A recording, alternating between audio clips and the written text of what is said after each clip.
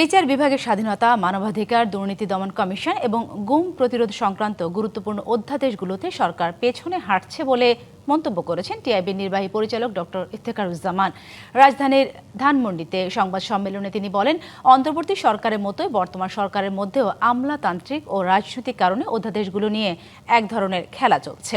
এছাড়া বিচার বিভাগ সংক্রান্ত 3টি অধ্যাদেশ রহিতের সুপারিশে উদ্বেগ জানিয়েছেন টিআইবির নির্বাহী পরিচালক। বলেন, এর ফলে বিচার বিভাগের স্বাধীনতার বিষয়টির বাতিলের খাতায় ফেলে দেওয়ার ঝুঁকি তৈরি হয়েছে।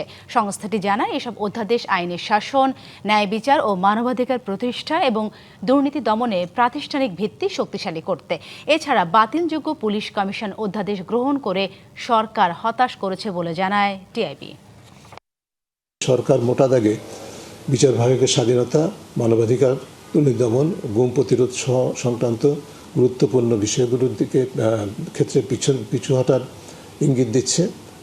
ইঙ্গিত দিচ্ছে, যা দেশের আইনের শাসন, ন্যায় বিচার, মানবাধিকার প্রতিষ্ঠা এবং দুর্নীতি দূরকরণে প্রাতিষ্ঠানিক ভিত্তি শক্তিশালী করার ক্ষেত্রে কাজ করতে পারত বা করার ইখতিয়ার রয়েছে বা সম্ভাবনা রয়েছে। 200-র বেশি সার্ভিস ও ফিচারে লেনদেনের সব বিকাশ অ্যাপে সম্ভব।